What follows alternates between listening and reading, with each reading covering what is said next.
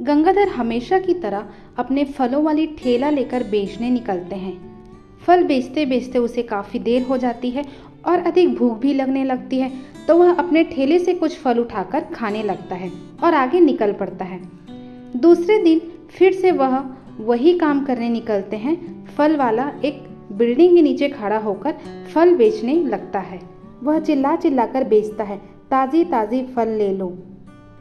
आसपास के आते जाते कुछ लोग उसका फल खरीदते हैं और वहाँ से चले जाते हैं। गंगाधर सोचने लगता है कि क्या आज भी उतना फल नहीं बिक पाया जितना मैं सोचा था। फिर देर शाम तक वह अपने घर लौट आते हैं। सारा फल को अच्छी तरह से अच्छी जगह में रखकर सो जाते हैं। दूसरे दिन सुबह जब निकलता है तो कोई उसका मित्र बताता है कि गंगाधर, तुम दूसरी गली में क्यों नहीं जाते? सुना है उधर बड़े बड़े अमीर लोग रहते हैं, आज जाओ, क्या पता तुम्हें कुछ अच्छा मुनाफा हो। गंगाधर वैसे ही करता है, उसका काफ़ी बड़ा मुनाफा भी होता है। वापस आते वक्त काफ़ी देर हो जाती है तो गंगाधर एक बरगद के पेड़ के किनारे बैठकर आराम करने लगते हैं। आराम करते वक्त शाम हो जाती है। वहीं ऊपर बैठे एक चिड़िया गंगाधर के ठेले से फल चुराकर खाने लगती है।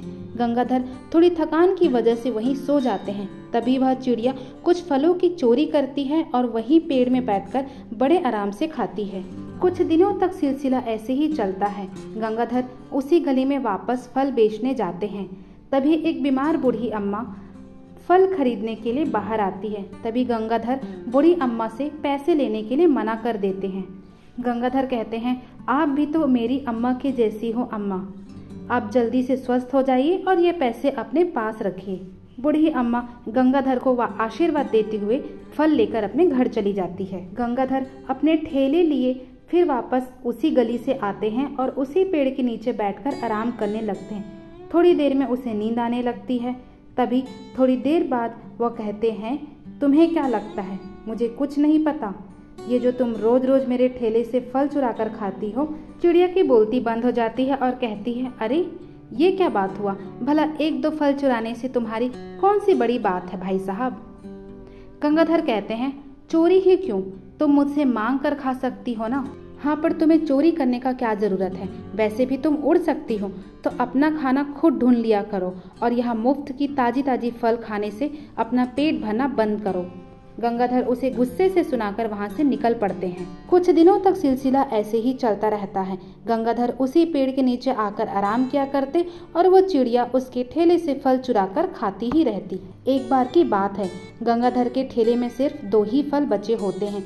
ऊपर से चिड़िया देखती है, तब सोचती है, ये क्या, आज तो सिर्फ 2 फल बच चुके हैं और सारा फल बिक चुका है, और अगर मैं इसे खा लूं तो गंगाधर मेरी जान ले लेगा। तभी गंगाधर कहते हैं, इतना सोचो मत, आज मेरा पूरा फल बिक गया है, आज अच्छी कमाई हुई है, तो सोचा कि 2 सेब तुम्हारे लिए बचा लूं। अब जाओ लेकर इसे, आराम से ऊपर बैठकर खाओ और मजे लो। चिड़िया शर्माते हुए फल लेकर खाने लगती है। तभी वो पूछती है, अच्छा गंगाधर, आज तो अच्छा बिक्री हुआ है, मुनाफा तो अच्छा हुआ है, तो उस पैसों का आज तुम क्या करोगे? गंगाधर कहते हैं, मुझे मेरी बेटी के लिए एक अच्छी किताब लेनी थी, आज वो सपना पूरा हो जाएगा। मैं इसी दिन का प्रार्थना कर रहा था कि कब मेरी बिक्री हो और कब मैं अपनी बिटिया रानी को किताबें दिलाऊं, और आज मैं ये काम पूरा करने वाला हूँ। अच्छा चलो मैं निकलता हूँ, मुझे वापस भी तो आना है, वरना तुम किसके ठेले से फल चुरा कर खाओगी?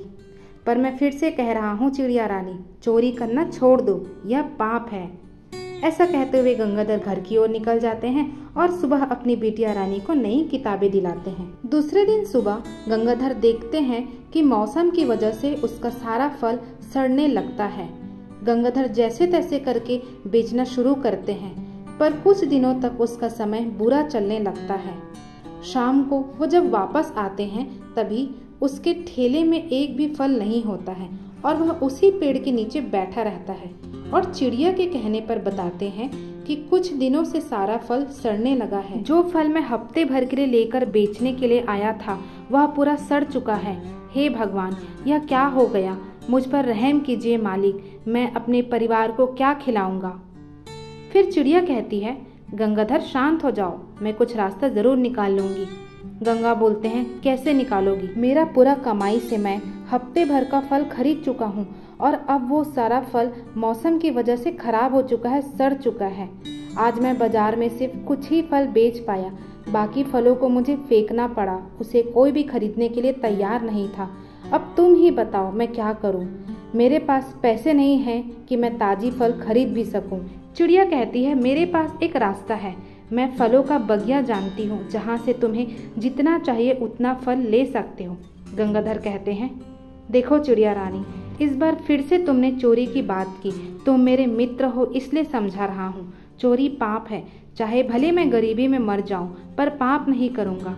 चिड़िया कहती है, अरे भोले गंगाधर, अपने घर से भला कोई चोरी करता है क्या? गंगाधर कहते हैं, मैं कुछ समझा नहीं। चिड़िया उसे कहती है, तुम मेरे पीछे आओ। उस पहाड़ी के पीछे एक गांव है, तुम वहाँ मेरे साथ साथ मेरा पीछा करते चलो। चिड़िया उसे फलों के बाग में ले जाकर खड़ा करती है।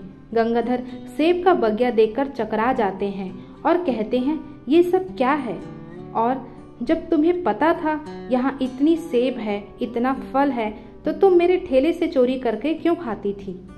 चिड़िया उसे कहानी बताती है।